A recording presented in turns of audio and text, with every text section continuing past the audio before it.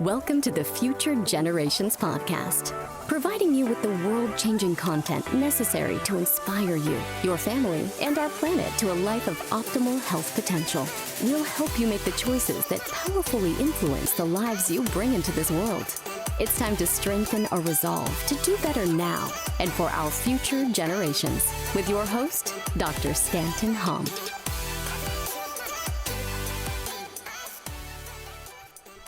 Okay, welcome to another episode of the Future Generations podcast. I got a big smile on my face right now because Amy is someone I've been following for a long time, mostly, actually all the way through this last several years, virtually, whether it's on Highwire, whether it's just seeing you at the Capitol, or a lot of the work that you're doing in actually Southern California specifically. I feel like you are one of the most how do you say this?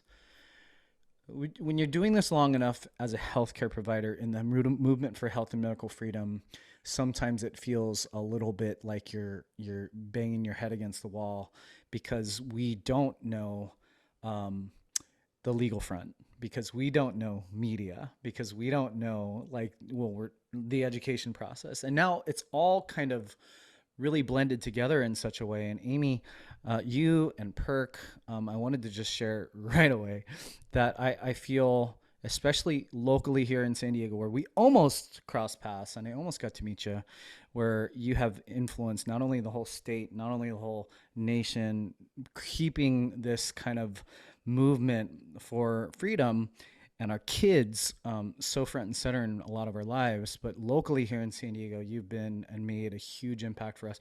Our practice used to be dead center in San Diego, and we had so many city employees that were verbalizing, sometimes behind closed doors because they couldn't be forward about a lot of their perspectives and a lot of the mandates and a lot of the legal mandates, that you spearheaded so many things that really influence a lot of people's freedoms down here in San Diego. And so Amy Bohn, PERK, one of my favorite human beings that I've never actually met in person. Amy, I'd love for you to introduce yourself so our audience gets to know you personally and professionally. Oh, thank you so much for that introduction. I'll pay you later for all the nice things that you said. No, I appreciate you saying that, and that you've already reflected just a lot of the heart of why we do what we do, to just, to help people, to impact the, families and children and communities. So I'm just really, really, really honored, for you to even share that. And I'm so glad to hear that the work we've been doing impacted you guys in San Diego. And that means the world to me. So thank you. Thank you for sharing that. And thank you for having me on. And I cannot believe we haven't met in person. We're so close. We were so close several times.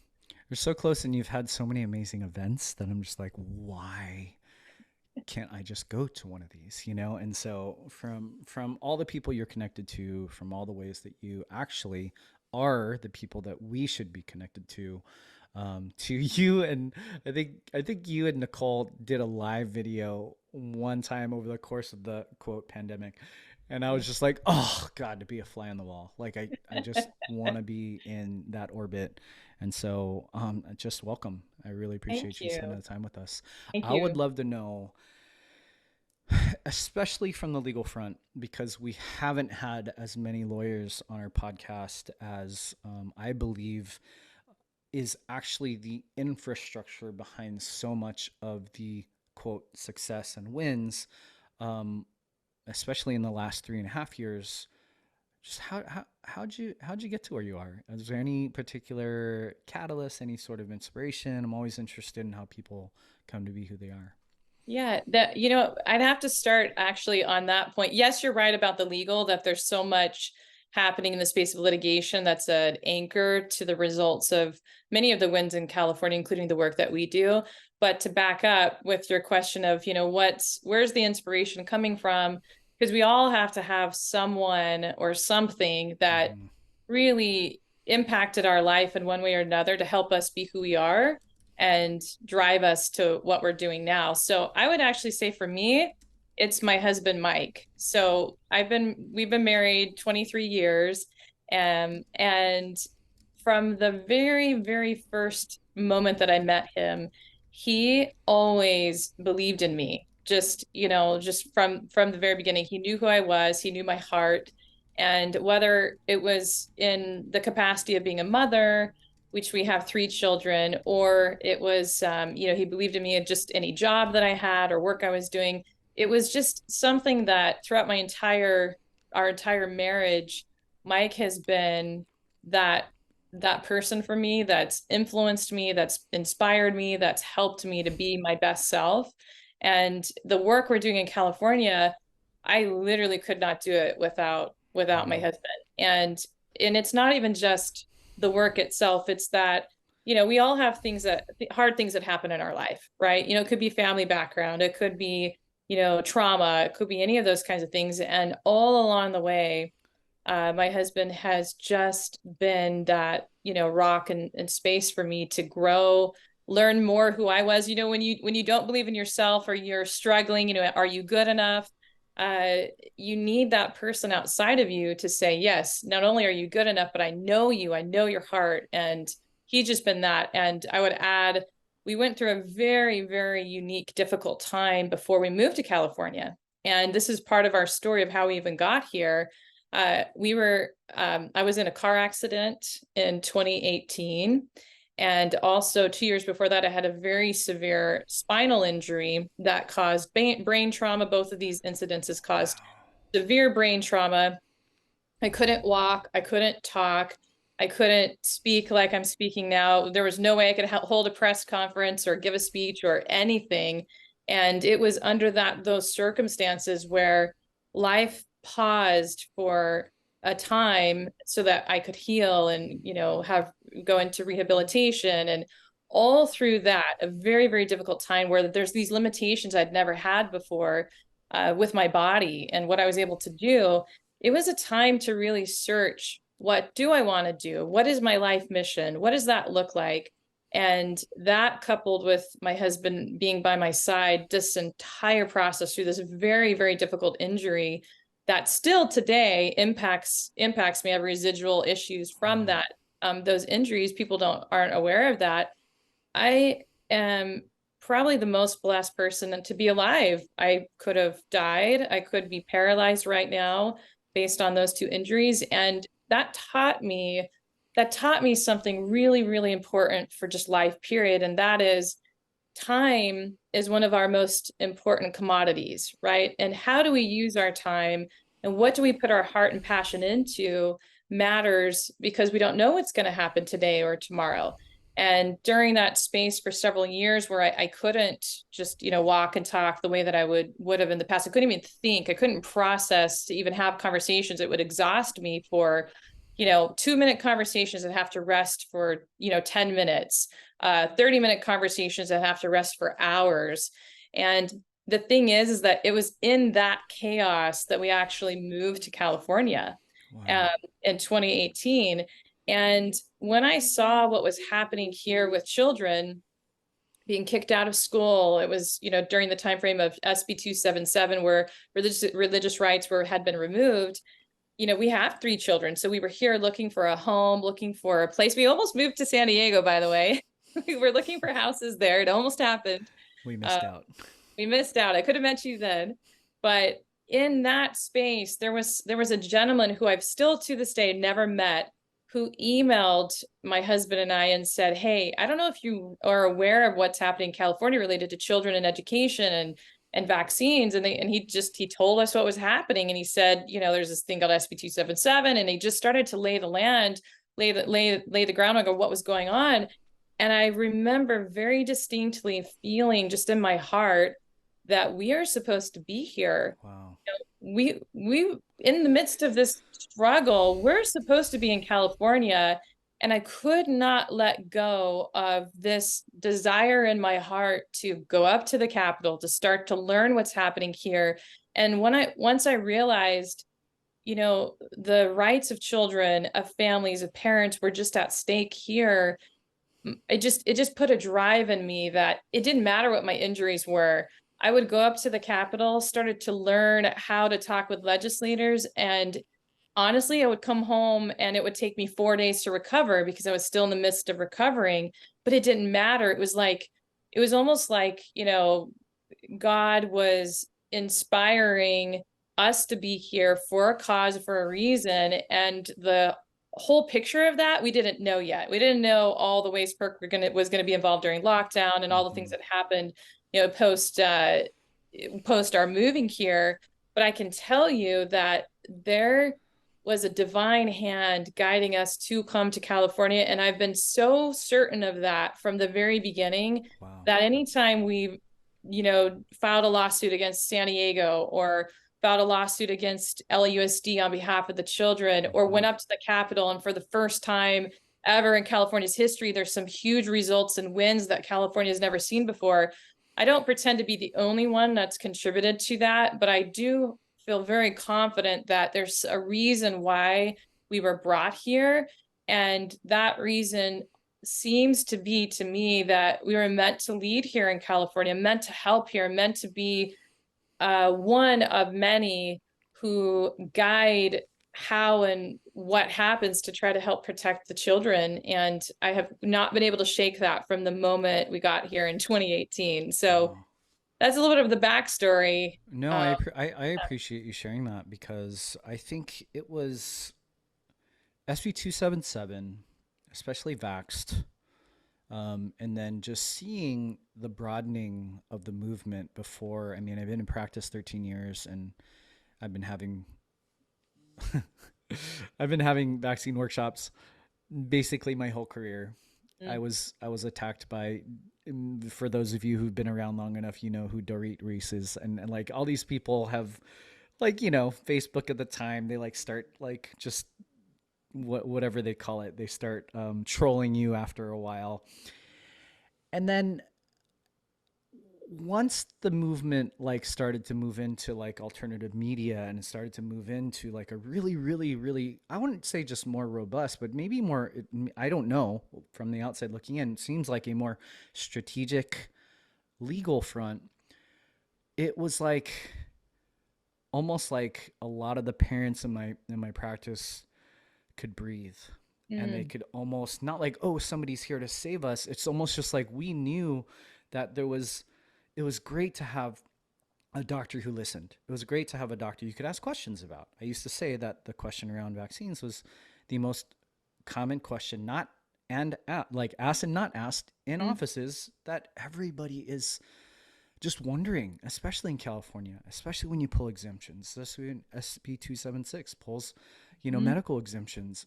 And then all of a sudden, with lockdown and all the things that were happening, it was just like, it was almost as if it was like a training ground for what we are starting to see now, which is almost not just a medical freedom movement, but it's life at stake, seems to be at like on the chopping block in many respects. And so I appreciate you sharing your perspective about the providential nature, because I feel like many of us need that. We need to know that there is not just people and bodies and a broadening movement, and also that there's maybe a deeper why behind all of it too, because I believe that as well. Yeah, I think that's so true. Yeah. And, the other thing I would add too is, I have a very, very good friend of mine who came up to the Capitol with us all the time during SB 276. I do know who Dorit Reese is as well. We PERK as an organization, we really started forming during SB 276 in 2019 up at the Capitol. That was the birth of the idea of PERK. And then we became an official nonprofit in 2020, right in time for lockdown. And this huge thing that had never happened in the world's history before. But that being said, there are so many amazing people, doctors, attorneys, leaders, parents, people that don't even have children, that have really, really paved the way, I believe, for the results that have happened over the past couple of years. So, it's on their shoulders that we stand. There is no today or the results of today without those who were by the thousands up at the Capitol in 2015 and 2016. And then we came in 2018, but now there's, again, thousands up at the Capitol trying to fight on behalf of their children and protect their children with these issues.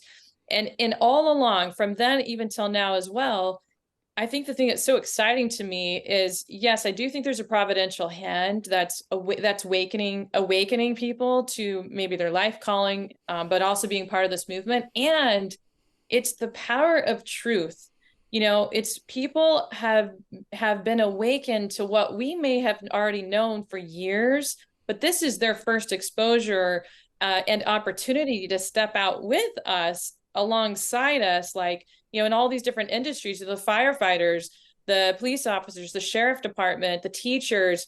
They didn't have the same issues at the front door the way we did with our children because of SB 277, 276. And so lockdown, the beauty of lockdown, as hard as it was and as difficult as it was and as damaging as it was, there is still this powerful thing that happened within all of these lives of just the people. And that's what a movement is. It expanded the movement for medical freedom and freedom, period, because now teachers were on the chopping block. Now they were the ones that were going to get kicked out. Now firefighters were going to not have a job anymore. And our, police officers were going to be let go for the very issue that children have been kicked out of school for the past, 7 years. So it's a blessing that people have been awakened to this, and we welcome them wherever they woke up on the journey with us, because now we're not just a small group of just parents or doctors who've been awake on this. We are an army of warriors who are ready for whatever they're going to bring. And we're not just a few, we are many. And we're not just a few thousand, we are tens of thousands minimum in California, tens of thousands, probably more than that. And it's just, I think it's an indication that you can't stop truth, right? Sometimes it's a timing issue, and sometimes it's a matter of, we need people like you to get the truth out and to be, using your platform and the expertise and knowledge that you have to share it. We need people like Del Bigtree, who has an amazing platform with ICANN of the Highwire, to be sharing the truth, because people are hungry for it. And when they saw that the truth was being withheld for them during lockdown and then twisted and taken and suppressed, now they're searching for it. And this is where this amazing awakening has happened.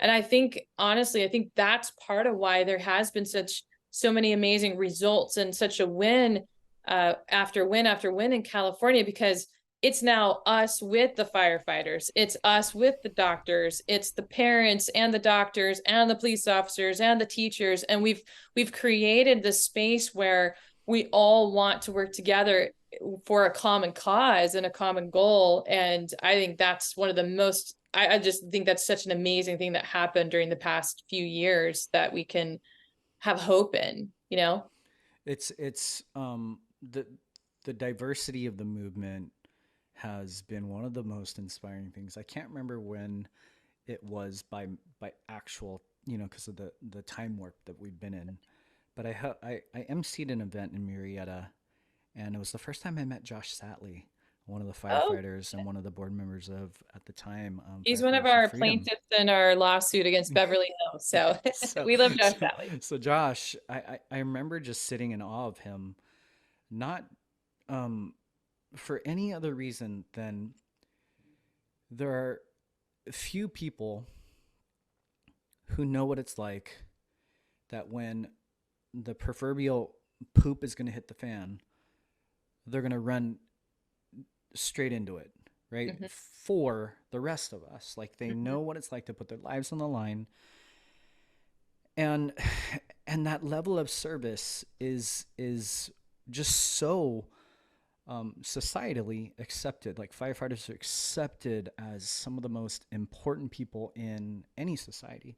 And then to see them go through the same exact thing that our children have for decades in California, it's a gnarly thing to like kind of navigate, because I felt that cognitive dissonance, but I also felt people have that kind of that heart tug pull, because they were just like, but I trust this guy. I trust what they're saying, because every firefighter has for eons of time. Like, there's never been like, I don't know. Maybe I'm not in the know of all the the back end of firefighters, you know, but like, are there really like controversial firefighters? Are there firefighters who like, you know, you can look at and see like they blackmailed a whole host of people? Like, no, their trust level in society is so astronomically high. And then at the same time, their willingness to serve humanity is also astronomically high. And then they were just Mm. Mm-hmm. numbers, lose your job, don't comply, over there. You know, your kind over there. These kind over here, you know, and I have firefighters in my office today.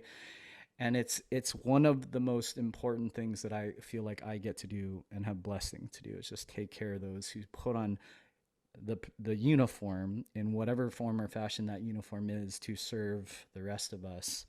And so I appreciate that perspective, because there's a lot of people who are listeners who are active from the very beginning. Mm-hmm. And there are those who have been active, say, in the more modern, since the post-lockdown and COVID, that don't have the context of the journey that many of like leaders like you have been on. And it's a wonderful thing to get that perspective, because one, there's hope, because there's a lot of momentum, there's a lot more infrastructure than used to be, but also just like recognizing that let's go. Like it's, the mission was big before, and the mission continues. And I think I can't wait for you to share some of the things that are really, really exciting as far as what you guys are at work with, you know? Yeah. Yeah. Well, and to that point too, you know, there's a concept that one of my dear friends taught me when we moved here to California. And she taught me that there's the old guard and the new guard. And the old guard can be those that have been here for a very long time, holding the line, waiting for the new guard to show up. And that's the thing that's just, it is amazing to see the firefighters stepping out and the teachers and all these different groups. And it's also an indication, I think you're right about the momentum, because the momentum means we're growing as a movement. We've got the edge here. We're at the front, and the momentum is helping us to win and to see victories that we haven't perhaps seen before. And we're gaining energy into this movement every time there's a victory. Every time someone speaks up, speaks out for the first time, like a Josh Satley, and or any of the people from, you know, both the past and now, I feel like it creates this ripple effect in the issue itself and in all our lives. It's like, okay, when did you start your podcast and start speaking and treating people and making people aware of the vaccine issues? When that started, you created a ripple effect that now impacts all the way to today, right? When we moved to California and started PERK and started doing the things we're doing, it created a ripple effect, or an impact that still is impacting today, because I think at the heart of this, there is a legacy that we have all been meant to bring and to give to this generation of children and of people. And it can't be stopped. I know sometimes people get tired. Understandably, we get exhausted sometimes. Sometimes, you know, we didn't see some of these results for lockdown was so hard on so many. But look at the voices that came out of that said, not on my time, not on my watch. You know, Josh Satley is a great example of so many who did the same thing, who's a teacher who spoke up, and they were willing to lose their jobs. And they did lose their jobs. Some of the teachers in Granada Hills, they were the first teachers to be terminated for not taking the COVID vaccine. And yet they submitted religious accommodations and asked for medical exemptions, and they were denied that. Wow. So another product of this time has been an upholding of our religious freedoms and values and rights. And that's why across the country, judges after judges and lawsuits after lawsuits won in favor of our religious freedoms and the First Amendment rights that we have. And the Constitution was upheld on that point.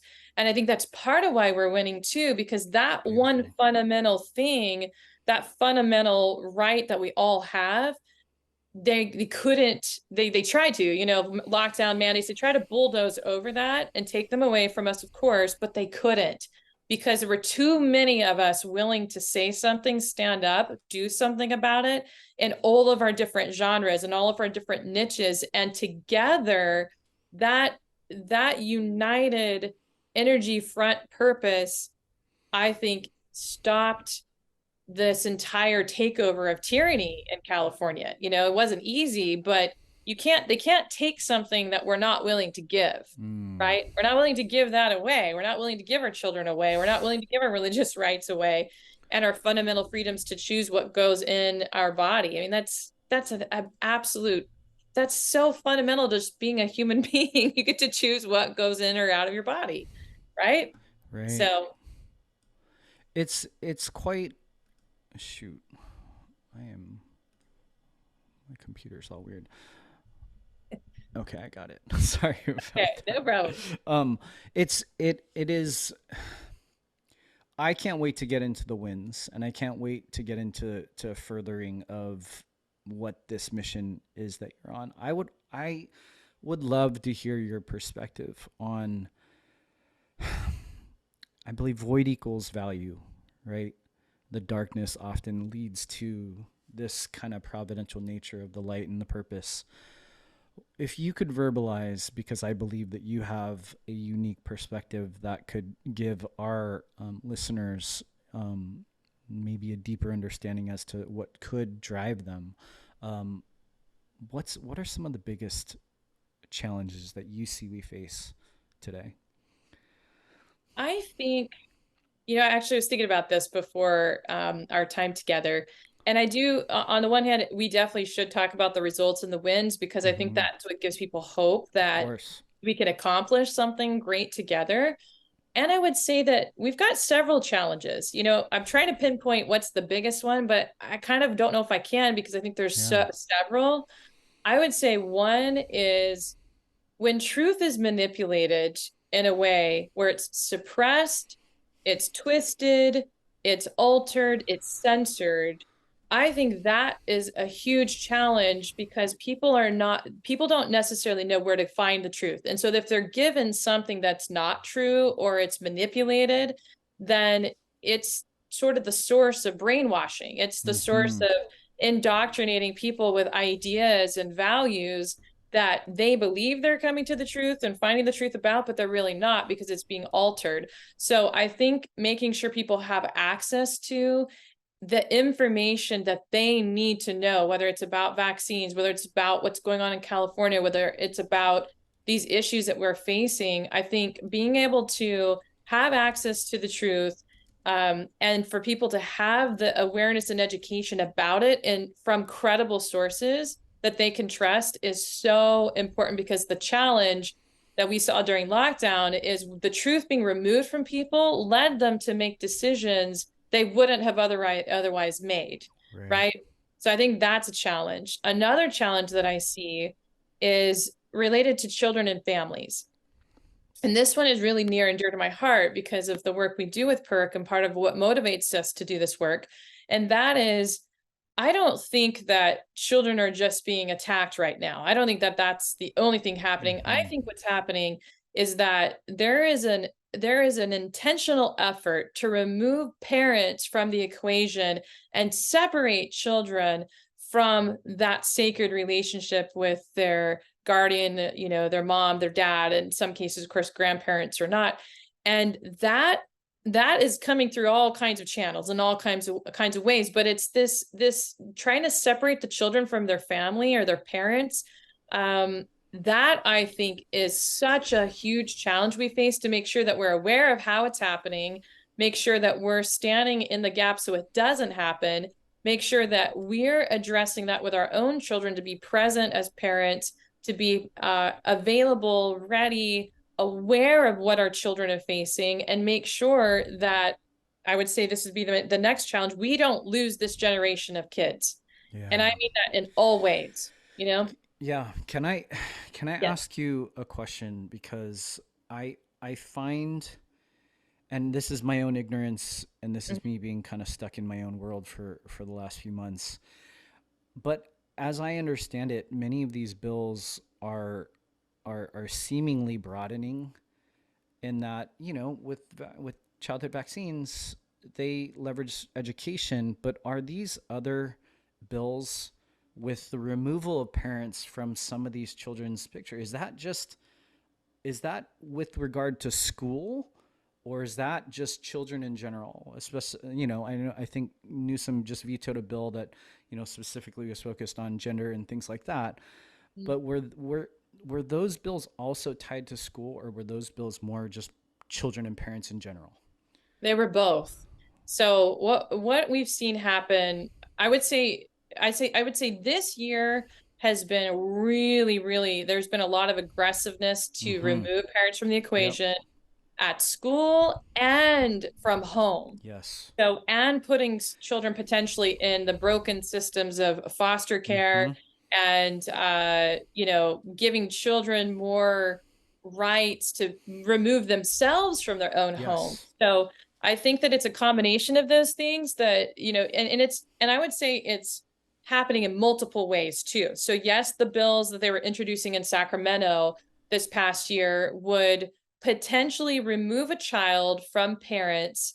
If a parent was in a custody battle or custody dispute, okay, the judge was going to have to take into consideration whether one parent was affirming the child's gender or gender expression or not. And if the parent was not affirming, then that parent could be penalized, criminalized, and have the child removed from their custody. So that didn't really have anything to do with schools per se. However, the thing is they're all linked. So we saw that the unintended consequences from other bills that were specifically related to schools could impact that, the 957 bill that could remove children from homes with custody issues. And so they're all interconnected. I would say another one, this, 665. So the idea that children could be placed in some type of shelter, residential shelter, without the typical conditions being abuse or some of those big things or reasons why they would be put into a shelter, those big parameters being removed actually makes children more vulnerable to be manipulated by someone at school or someone in authority through these other bills that say, hey, and one of them that passed that we're very disappointed about, but we'll have to find solutions related to it, is, parents can be profiled by teachers and educators, profiled, documented, discriminated against if the parent is not affirming a child's gender at school. Wow. So that's supposed to be set up to happen at the school. And then the school will then give, services and referrals for the child outside of the parent knowing, outside of parental knowledge, outside of parental consent or notification, where a child can then be moved to services to continue the gender affirming care without a parent knowing or being aware at all. Wow. So regardless of where someone may or may not stand on the issue itself, when we're dealing with minors, that has to be the line that no one crosses, where a minor is supposed to be in the care of their parent for a purpose and a reason, because they're not even capable of making decisions until their brain is fully developed at the age of 25. And we all know that intuitively, but why would it be okay for the state of California to push bills and laws that all of a sudden make it so the child can make decisions as a minor that are going to change and their life-altering decisions to their body, and remove the parents from the equation? No notification, no consent from a mom and dad, and no knowledge that's even happening. And so if that's happening at the school, and then a child can be placed in a residential shelter facility for just broader reasons, and then they can have their name changed on the state records through another bill that was just recently passed. Wow. Gender could be changed, name could be changed, and a parent, it could be not sealed, but confidential from a parent. How would a parent even know that that's even happening, right? So these are really big issues that aren't just at schools, aren't just in California at Sacramento. It's all intertwined. And I would just sound a huge alarm for parents that our first line of defense is our home. Our first place to hit this challenge with solutions is to actually talk to our children, have such an open relationship with them where we're talking about these issues and we're making sure they know what can happen at school so that they always come to us in spite of the fact that the schools might be trying to remove notification, right? See what I'm saying? I see what you're saying. And the reason why I asked the question that I did is because I would just say a gift and the curse, mostly a gift of what we have done for our community over the last, especially amplified over the last 3.5 years, is we've educated parents so much, even about the public school and the private school system, that many of them have moved to homeschool. Right. And that's obviously taking back a lot of the responsibilities that we've abdicated to different, infrastructures of society. But are our children to a degree still vulnerable? And is there a significant reason to still have your finger on the pulse of what's going on? Because I've shared this on this podcast, I've shared this at, almost every time I get to speak, is that my kids were born at home. My kids have understood informed consent. My kids will largely never step foot into a school infrastructure that isn't something that we, my wife and I, customize for them, curate for them, like that. Largely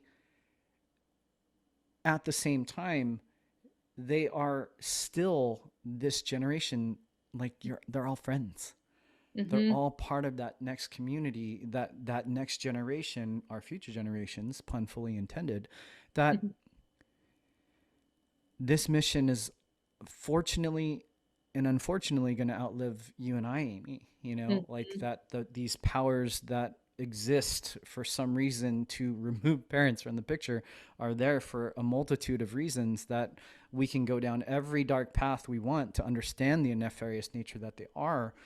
But if we don't empower our kids today, regardless of what journey they are on, whether the education path, and us as parents need to have our finger on the pulse and need to be in the arena with all the other parents who are fighting for these rights.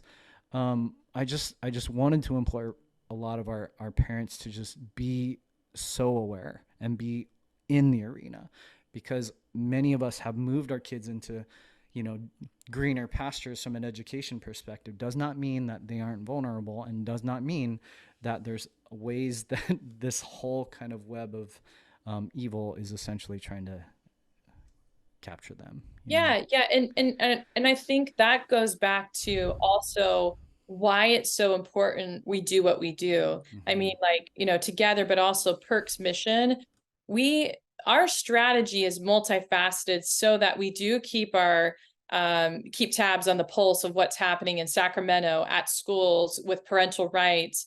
And I would say, our fundamental mission at PERK is to protect parental rights, protect children, and preserve medical freedom. Those are the core things that are shared among the firefighters, the parents, the teachers, the children, that we're doing. And that's our mission. And our strategy, the reason why I think it's also working too, I will say, from a results perspective on these issues, is because our strategy is multifaceted.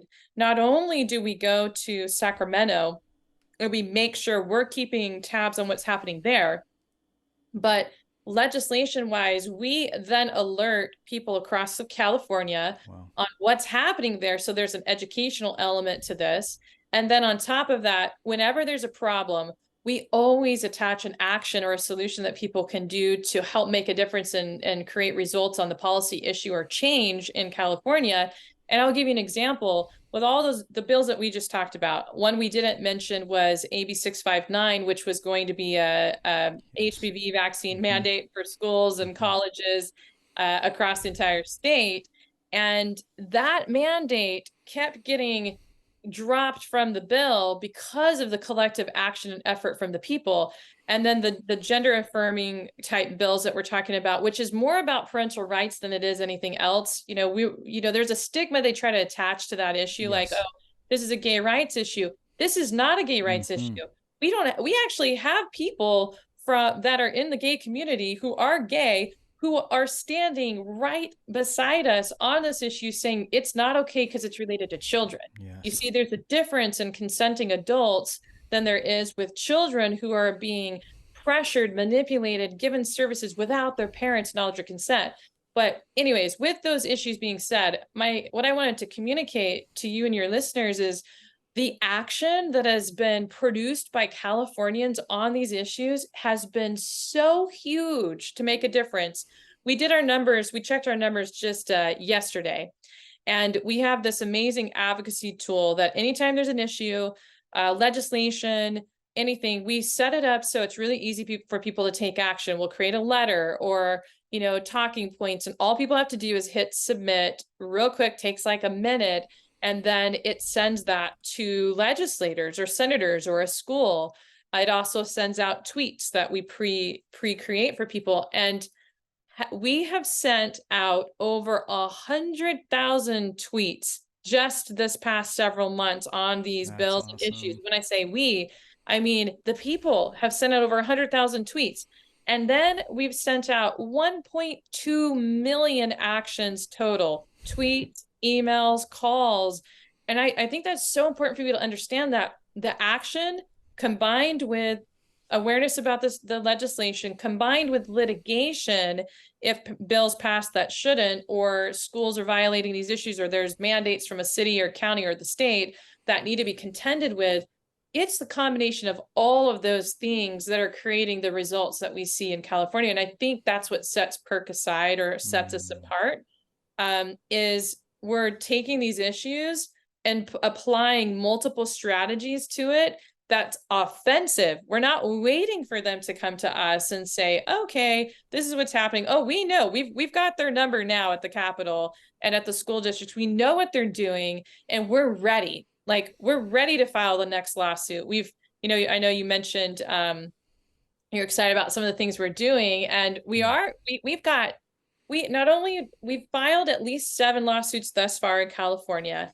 And you mentioned San Diego. That's a great example of one that we had that litigation. It was in litigation for over a year related to the vaccine mandate. They were going to fire the firefighters and the police officers. And we came in together with them and said, no, not on our watch. Your community needs to be protected. And so we stood in that gap together, and the mandate was forced to be rescinded.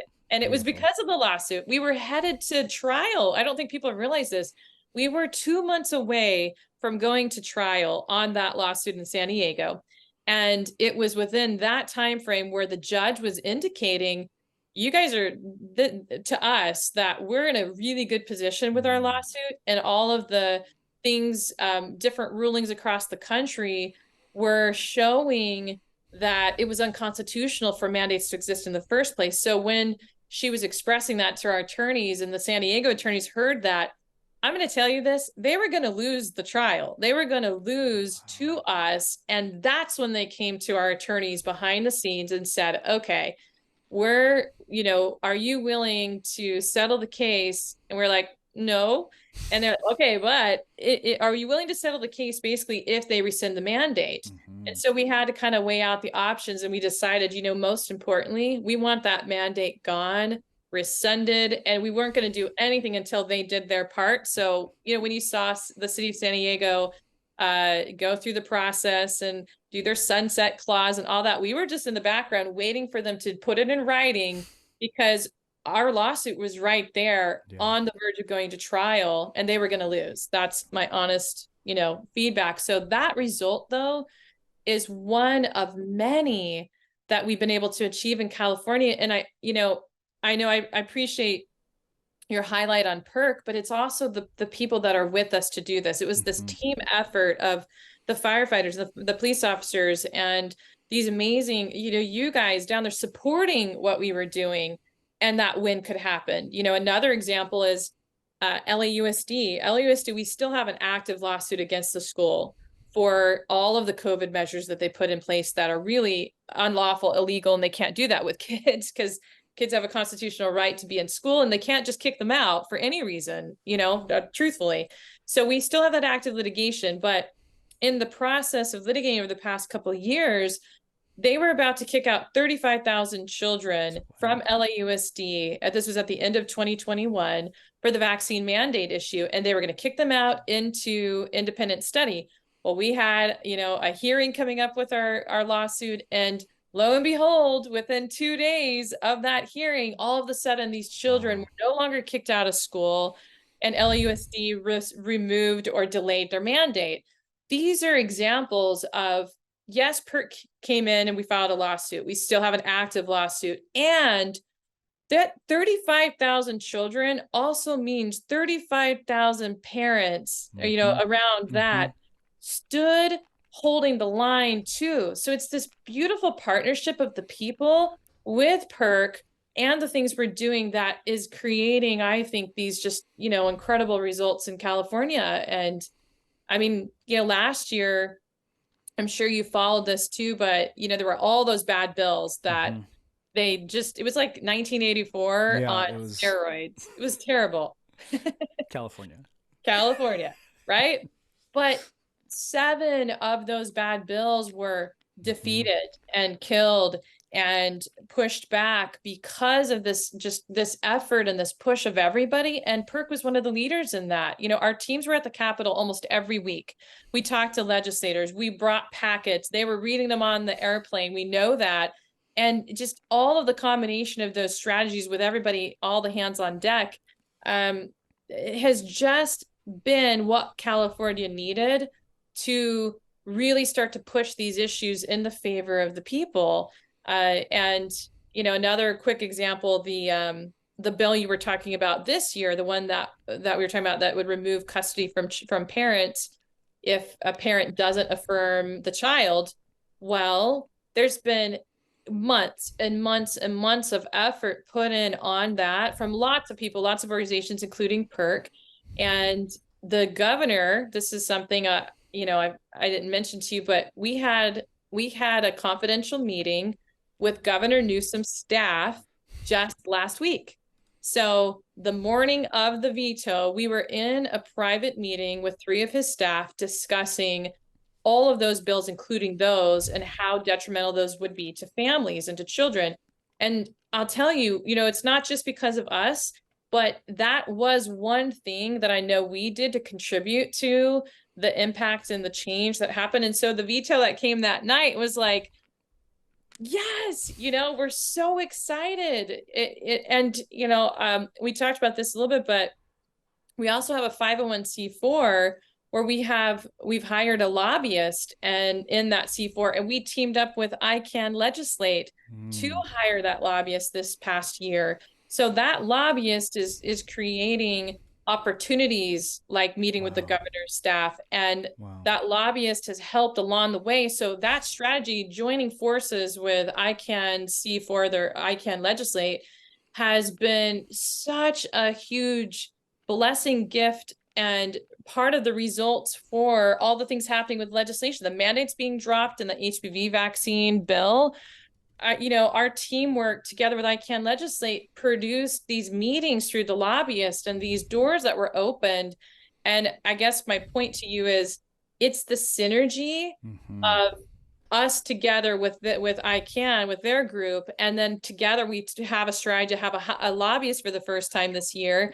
It's just all those things are what make it work. And I just have to say, I just think it's that teamwork, putting our minds together with new strategies, instead of waiting for them to bring the bills. We already know they're going to bring the bills. They've already told us that. So we're watching them, watching the school districts, watching what's happening in the cities, and making sure we're ready to go on the offensive to protect medical freedom in the state of California and protect children, and that's just that. Any of these victories, it's everyone's victory. It's a victory for you, for all the work you do, for San Diego, and all the contribution your team and the people have made for that to even happen. So I appreciate you sharing about that confidential meeting with Newsom, because I think if you get to scrolling, on the interwebs and you see all the commentary, and there's a lot that just say, oh, Newsom's doing it self-serving to some degree. And it's a cynical nature that might have some level of truth to maybe the bigger picture of how things go down politically. But what it misses is, like you're saying, is it's not just, it's the synergy, but it's a depth. It's a depth of how things are happening today that is far more vast than we could have ever imagined or maybe even envisioned over the last like 10 years in the movement, you know? And so I really appreciate you sharing that context, because it can get very superficial and it can get very like, you know, people are getting a little bit numb to the things that they're exposed to on the different platforms that they're glued to. And it's wonderful to know that the infrastructure is even more, it has that much more depth and breadth than we even could know, right? Because you would think that let's just future pace it, you know, or maybe think about where we were a decade ago in this state. Like, we would never even think that these conversations would be the thing that we're talking about, let alone that something so apparently one-sided and apparently homogenized into a gay rights bill or a gay rights, you know, venture is actually maybe it's actually getting vetoed, right? It's actually getting like the clarity of it, the movement behind it, the energy behind it, because parents are talking about that in my office, and parents are talking about going to school boards and talking about the curriculum, the mandated books to read, the things that they're exposing. They're bringing real evidence. They're reading things out of, and you're just like, is this really about gay rights? And then all of a sudden you're like, wait a minute, I'm standing next to somebody of the community, and it's just recognizing that this is actually black and white. This is about our kids, and this is about parents and about the family. That if we don't recognize that we are in this movement to protect families, then we might be abdicating the further removal of our children from and maybe it's not ours, but maybe it's our kids' right? And what we're normalizing or what we're not stepping into for. Yeah. And you said something about Newsom. I can't help but say this, you know, like how people are like, oh, maybe you just did it for political reasons. Well, who cares? Like, exactly. like, we got the veto we needed on such an atrocious bill that would have harmed children in California. It would have removed children literally from their homes in custody. And then a trailer bill to that, parents would have not had visitation rights. It's so wild to me. But that's what was killed and defeated because of the millions of people taking action and the voices that have been heard and the strategy with the lobbyists and the teamwork and all these things. And if he did it for political reasons, okay, well, that's on him if that was the character reason why he did it.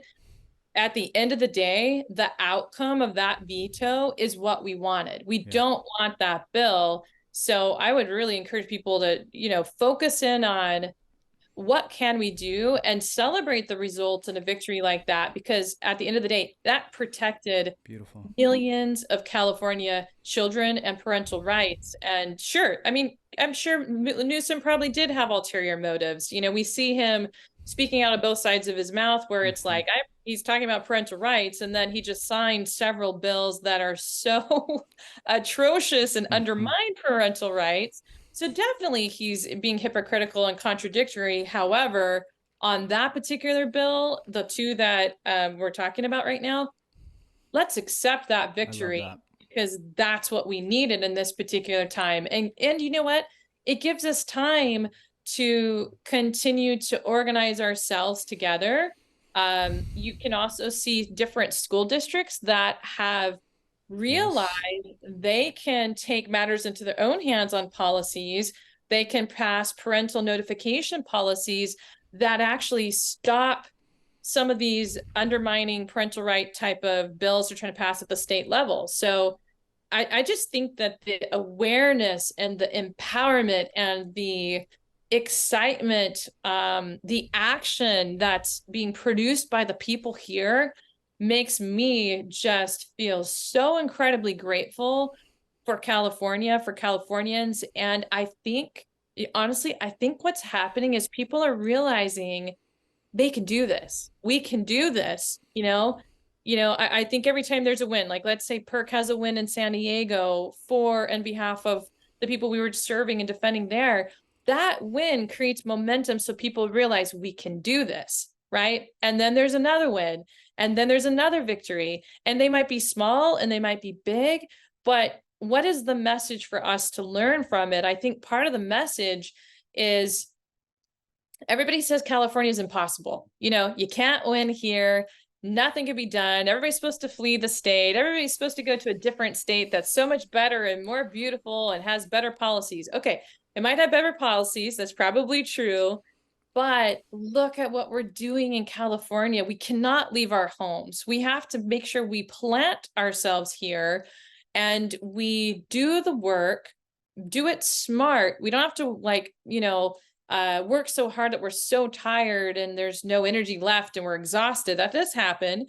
However, we can do this in a way where let's have light and energy and hope, because California, if we're winning here on these huge issues, which we are, then the message that sends across the whole entire country is like, you can do it too. And we don't want to leave California undefended. This is where they're putting so many of the pilot programs and testing things here in the schools and at the Capitol and all that, at the cities, all this at the mandates. We're the first ones to close down and the last ones to open. They're doing that to see how far they can go. And what is our limit? And I mean like yours and mine, the people in California, what is our limit on things? Do we let them run all over us and take away our freedoms and our rights and our parental rights? Or do we hold the line, stand strong, educate, empower, take action, unify, and realize that what we do here is a symbol of freedom that rings across the entire country and the world. We've got people sometimes that reach out to us from other countries, Austria being one, India, and they're like, we see what you guys are doing, what PERK is doing in California. And they're so excited because it shows them that people have courage. We're not giving up. We'll never give up. And we're united in a way that gives them hope in an entirely different continent and country. And we're talking about California. I think there's so much hope about what's happening here, honestly. I really do. I think it's a remarkable thing. And you took the words right out of my mouth because, we just bought a home last year. We've been here a year. And my wife and I talked about it because, if you're in practice long enough and you care about medical freedom, you know that it is a business, like it's a weird business equation where you're just like, the more I educate people, the more they move. That's weird. They move. Yeah.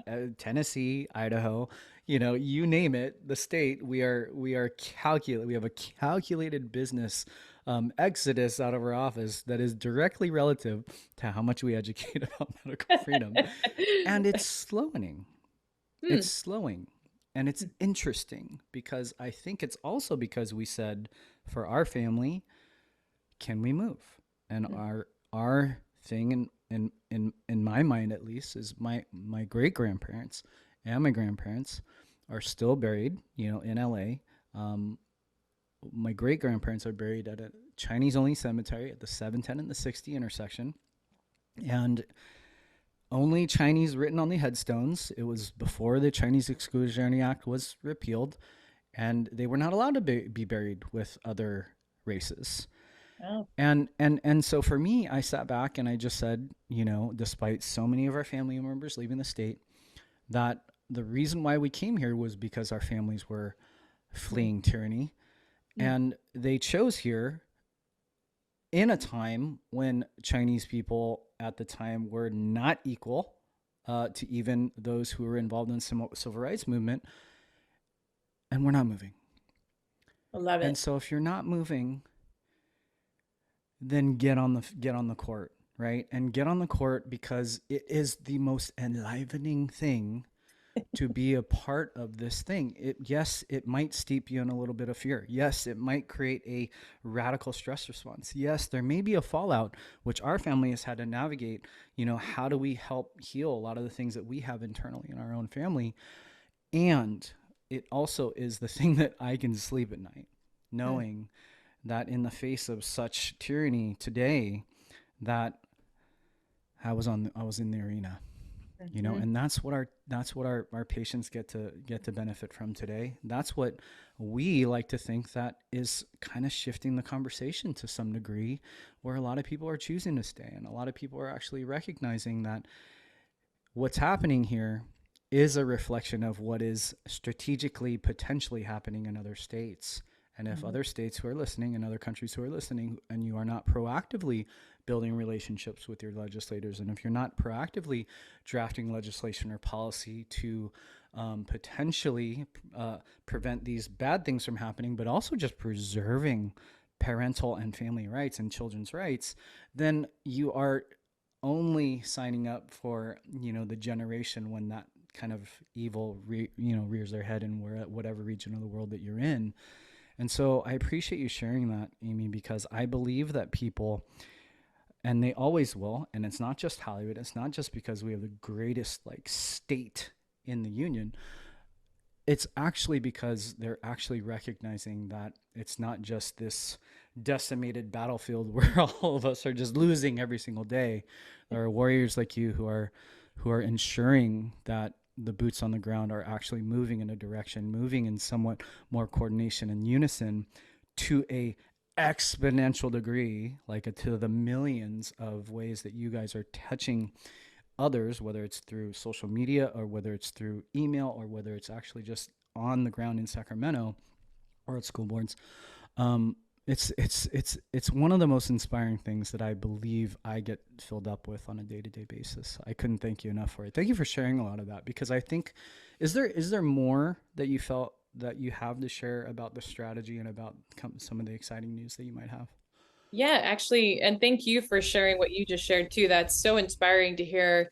I love, and it fills me too, to hear you as a doctor, and you and your family choosing to stay in California. So instead of choosing to leave, you're choosing to stay, and you're encouraging others to do that. And I think that's exactly what we need so that we keep winning on these issues. So I just really respect and appreciate that you and your wife have come to that conclusion, because I think you're setting an example, just like we're trying to set that example as well for others to see, to, you know, I thought you put it well, to not be controlled by fear. You know, some of these things seem scary and some of the things are crazy, but are we putting our energy towards the belief that we can do this, the belief that we can win, the belief that, why would we leave our homes? Why would we let them push us out of this beautiful state, of this state that we love, of the place where, you know, it's, my husband is third generation Californian, his grandparents and, you know, his parents and him, and now our kids are here. I would just say, no, we are not going to let them move us out of the place we want to be. And this is our home. We stand in the gaps and we stand to protect it. We stand wherever we're needed. We don't run away from that. And look at the message that sends your children in a positive way, that they see you and your spouse, you and your wife, and my family sees us staying too. I think it's part of what can instill a love for freedom and courage, and you do what it takes in character with our children in this generation that sees us standing for them and with them and for them. And yes, you know, some of the things on the horizon for us, we have 2 huge lawsuits that we're about to file. So we already have 7 that are, you know, very important, already current litigation. We have the one against Beverly Hills City. We had the one that we just, you know, closed the chapter on, that one in San Diego. That one was a few months ago. We won that with the rescinding of the mandate. That was, that's how that one was won. We have one still against LAUSD. We have another one against a school district, CVUSD, the parent notification issue. And we've got several. And then there's 3 coming up. One, there was a family where it just broke my heart, and I knew we had to do something to help them, where their kids were literally kicked out of school, like 3rd grader, kicked out of school, couldn't go back to school because the parents didn't give the child the COVID shot. And for a child, you know, their whole life is crashing down on them. They don't understand. Why can't they go to school?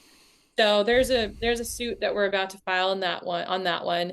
And then there's another one pending where there's over 100 plaintiffs in a lawsuit. Wow. And that one, we're probably about a week away from making the full announcement about, how many plaintiffs there are and the suits actually filed. But that's a very, very big one because it's a mass action lawsuit. So it's not just one lawsuit. It's like a lot of lawsuits all at the same time on behalf of, hundreds of more than 100 plus plaintiffs. And we actually have another 100 potential plaintiffs waiting to be onboarded to the lawsuit. And Wow. this is a way where people can help support PERK with, financially. Litigation is very expensive. So I hope it's okay to share this. Please. Yep. It's so expensive to file lawsuits and to win them and have good attorneys on these cases. I mean, we're talking, hundreds of thousands of dollars per lawsuit to make sure we get to these victories. So if people are able to give to help support us, that is a great need that we have so that we can continue the work we're doing, get these across the finish line, and file a couple of these new ones that need to be filed. There's another one that I'll mention, just kind of high level, related to religious freedom in California. That's an up and coming one. That's a really, really big deal. And as soon as I can, I might privately tell you in confidence what that one is. I think you're going to be really excited about that, but it's one that would impact all of California children, all of the parents in the state. And it would be it's a very, very big lawsuit as well. On the issue itself is big. So that one's coming up. And the other thing is, like I said, we try to go on the offensive as well. And one of the things we're doing with the full-time lobbyists that we have through our 501c4 is we are going to be introducing legislation. So we have some really great legislation drafted that we're getting ready and packaged so that it can be matched with legislators who are willing to carry the bill and move it forward. So there's some really important things happening in that space. I love that. I think the other thing too is we're always advocating for people. So advocacy is a common thread along all these different industries, whether it's parents or firefighters or teachers or veterans. And we're increasing our effort in advocacy so that not only the actions people are taking are going to be related to legislation, but we also really feel strongly that we can move people into action that will help on the issues within their industry. So if a school district is violating the law, which we know several of them still are, then we're going to alert all of you so that you can help us in partnership and send these actions to them through tweets and emails. And I'm telling you, it works. The public pressure and the public awareness and education and moving them into action. And that's one of PERK's gifts. Our team is so good at that. That's part of what's making a difference. Is it's not just one voice. So PERK is one voice, right? As an organization, but it's that in partnership with a million people or hundreds of thousands or tens of thousands or thousands that are then saying, okay, we stand with PERK together. We're going to take action, send emails, voice our opinion and our concerns to these 3 schools. And guess what? Policies change overnight because schools are being held accountable, and it's no different in any industry. So we're going to increase that advocacy and make sure that issues we see that need to be addressed, we're going to be laser focused and bring people together to take action because it's making such a huge difference in California. And it's this partnership with everyone. It's a really beautiful thing. Amy, how do people find you? How do people donate? I would love to make sure that we share that and push that far and wide. Thank you. So we're on, so I would say, number one, if people can, join our newsletters, that's where we send out a lot of our actions and a lot of really important information. So our website is www.perk-group.com. And I can give you the links too, of course. I got it. And then social media wise, we do put a lot of stuff on there as well. So Twitter and Instagram are is _PERK-group. And that's it. Just following us, PERK-group, that's it on the socials. And then donation wise, people can people can look on our website and there's a donation button there. And, but yeah, we really do need the support all the way around. We need people to take action. We need people to make sure they're sharing information we share with you, with them, to their friends and family, so they know what's going on and how to take action. And, you know, donating is very helpful for our lawsuits, and just people continue to use their voice and never giving up. I think people can hold on to that one truth, you know, don't give up, know that, you know, we're here to help. You know, PERK's one of many, but we're a very strong group, doing a lot of great work, and have a great, amazing team. But it's a partnership with us and with anybody that takes action and follows us. So one of my favorite parts about your website is the infographics on your accomplishments. You make it very metric based. You make it very clear. And not that a lot of organizations can't do that, but when you read through and just say, like, you know, 1.3 million social media reach, you know, this one I love, like funded multiple lawsuits leading to the protection of 6 million school-age children. Like, you have data that is based upon the work that you've done, and that's just what's known, right? And that's just what's in the immediacy. Sometimes that's just what is litigated, right? But what's actually, and maybe full circle of the entire conversation, is sometimes it comes down to that one truth, that one eternal truth that's said boldly, bravely, clearly, succinctly, but penetrating that other person's heart that echoes through eternity. I think you are a hero. I think your group and those that you have synergized with have made an indelible mark in history, especially for our state. And I couldn't thank you enough for being a part of our podcast. And I just can't wait to see how it echoes. It's going to be amazing.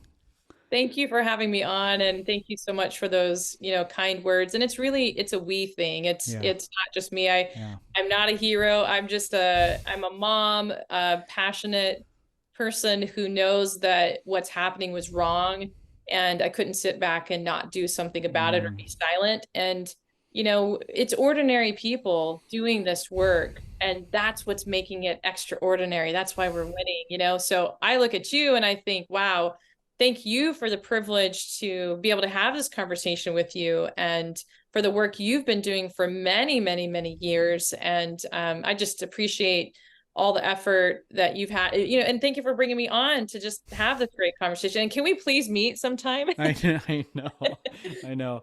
I think Jessica's a little mad at us for all the times that we rescheduled. Thank you for your flexibility. But I just had a strong feeling that the episode would go the way that it did. And I just love the way that you humbly show up to serve our state, our kids, and our future generations. I appreciate you. Thank you. Thank you. Well, it's been an honor to be here with you. And let's please schedule something so we can have coffee or meet you down in San Diego, or however we can do that. We've got to make that happen. We appreciate you joining us for this episode of the Future Generations Podcast. Remember to rate, review, and subscribe on iTunes and Spotify. For more resources based on today's episode, as well as more ways to inspire a brighter future for you and your family, visit us at thefuturegen.com. That's all available exclusively on thefuturegen.com.